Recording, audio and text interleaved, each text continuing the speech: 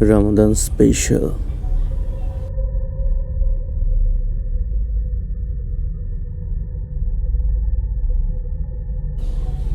অদ্ভুত উড়ে 14।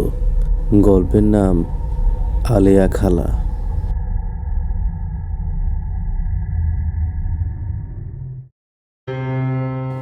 আসসালামু আলাইকুম, আমি জারিয়াত মানহা। আচ্ছা, আপনারা জিন বিশ্বাস করেন? হয়তো অনেকেই করেন। আমি বিশ্বাস করতাম মোটামুটিভাবে, কিন্তু যদি আপনার সামনে কেউ জিন দ্বারা আক্রান্ত হয়ে শেষ হতে থাকে, তখন তো আপনারা বিশ্বাস করবেন। আমার আম্মু যখন ছোট ছিলেন তখনকার ঘটনা এটি। আমার নানা বাড়ির পাশের বাড়িতে এক নানি থাকতেন, আর তার 3 ছেলে ছিল। সেই নানি নাকি খুব শখ ছিল তার একটা কন্যা সন্তান হোক। তিনি যখন 7 মাসের গর্ভবতী, তখন তিনি তার বোনের বাড়িতে গিয়েছিলেন কোনো একটা কাজে। তো কাজ শেষ হতে অনেক সময় লেগে যায়, একদম সন্ধ্যা হয়ে গিয়েছিল। তো নানির সেই বোন নাকি নানিকে বলেছিল আজকে তাদের বাড়িতে থেকে যেতে, কাল সকালে যেতে, কিন্তু নানি কোনো কথা না শুনে চলে এসেছিলেন। নানি আর নানা পথে যেতে যেতে একটা শ্মশান ঘাট তাদের পথে পড়ল। তার পাশেই নাকি একটা বট গাছ ছিল। তখন তো যাতায়াতের এত ভালো ব্যবস্থা ছিল না, গরুর গাড়ি করেই অনেকে যাতায়াত করত। হঠাৎ গরুর গাড়ি নাকি থেমে গিয়েছিল, গরুগুলো সামনে যেতে চাচ্ছিল না। নানি আর নানা গাড়ি থেকে নেমে চালককে বললেন, কি হয়েছে, গাড়ি কেন থামালেন? তখন চালক বললেন, গরুগুলো সামনে যেতে চাচ্ছে না, অনেক চেষ্টা করছি। হঠাৎ নাকি নানির পেটে ব্যথা শুরু হয়েছিল, আর নানি নাকি ওই বট গাছের নিচে একটু বসেছিলেন। বসার একটু পরেই নাকি নানির খুব গরম লাগছিল। এমন মনে হচ্ছিল যেন সব গরম নানির আশেপাশেই ঘুরছে। নানা নানিকে বটগাছের নিচে বসতে দেখে রাগ করলেন এবং উঠে আসতে বললেন। কোনো কারণ ছাড়াই গরুগুলো নাকি আবার চলতে শুরু করেছিল। নানিরা বাড়ি পৌঁছে গেলেন। এভাবে অনেক দিন পার হলে নানি একটি কন্যা সন্তানের জন্ম দেন। নাম রাখা হয় আলেয়া। সকলের নয়নের মনে ছিল আলেয়া, কারণ 3 ভাইয়ের একমাত্র বোন আলেয়া। যত বড় হতে লাগলো, আলিয়ার মধ্যে অস্বাভাবিক আচরণ বাড়তে লাগলো। হঠাৎ করেই নাকি আলিয়াকে খুঁজে পাওয়া যেত না। সারা বাড়ি সবাই খুঁজত, কিন্তু আলিয়াকে পাওয়া যেত না। তারপর অনেকক্ষণ পরে নাকি পাওয়া যেত তাদের বাগানের উঁচু ডালের ওপর বসে আছে আলিয়া। এমন প্রায়ই হতো।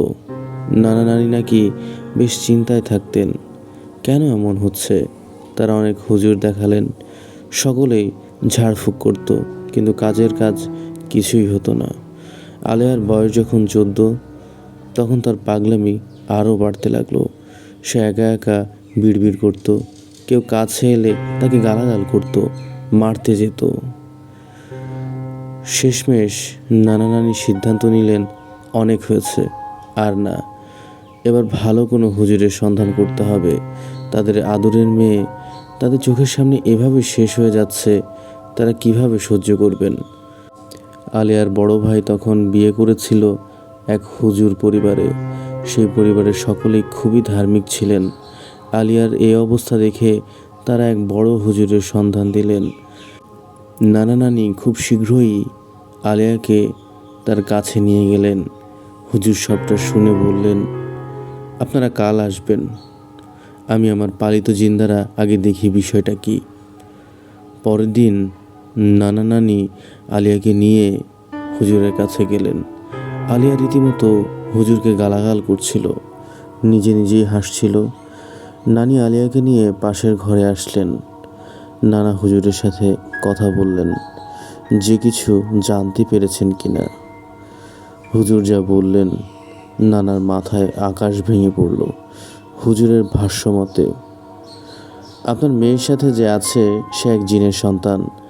আপনার বিবি যখন 7 মাসের গর্ভবতী ছিলেন, তিনি যে গাছের নিচে বসেছিলেন, ঠিক সেই গাছটাই ছিল এক জিন দম্পতি।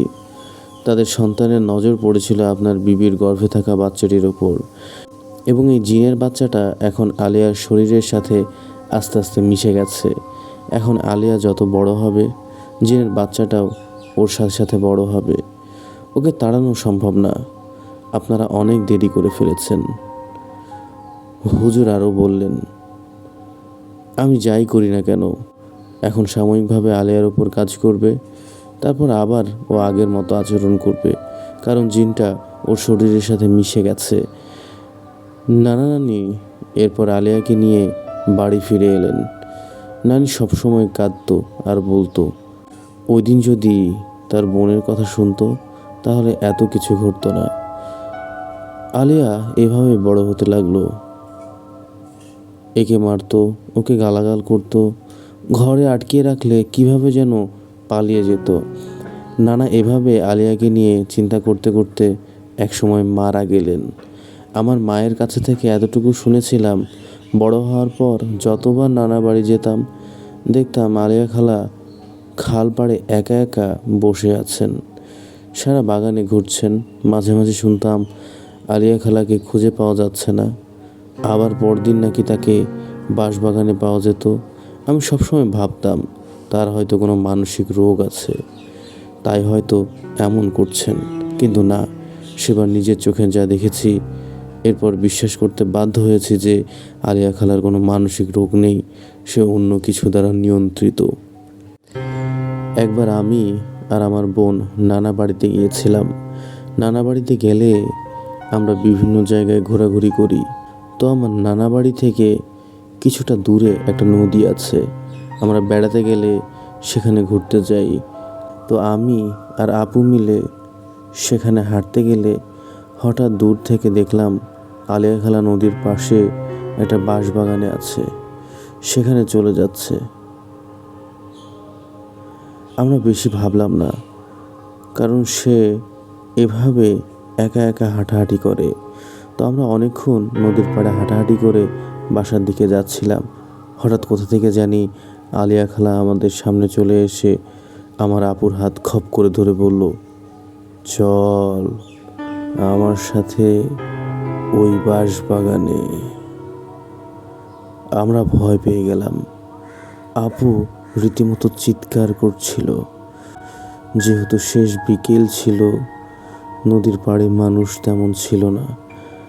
আপুর হাত আলিয়া খালার হাত থেকে ছাড়িয়ে আপুকে নিয়ে দৌড় লাগালাম। আলিয়া খালাও আমাদের পেছনে পেছনে আসতে লাগলো। এর মধ্যে আমরা আমাদের বাড়ির মসজিদের কাছাকাছি এসে পড়েছিলাম। তখন পেছনে ফিরে দেখলাম আলিয়া খালা নেই। পরে বাসায় ফিরে আম্মুকে সব জানানোর পর আম্মু বকাবকি করলো, কেন আমরা একা নদীর পাড়ে গিয়েছিলাম। আমি আর আপু কখনো ভুলবো না ওই দিনের ঘটনা, কারণ আপুর ভাষ্যমতে আপুর হাত যখন আলিয়া খালা চেপে ধরেছিল, তার হাত নাকি অস্বাভাবিক ঠান্ডা ছিল, খালার মুখ থেকে লালা ঝরছিল। এখন আলিয়া খালার মা মানে আমার সেই নানিও মারা গেছেন। আজও নানা বাড়ি গেলে দেখি সে একা একা হাসছে, কথা বলছে।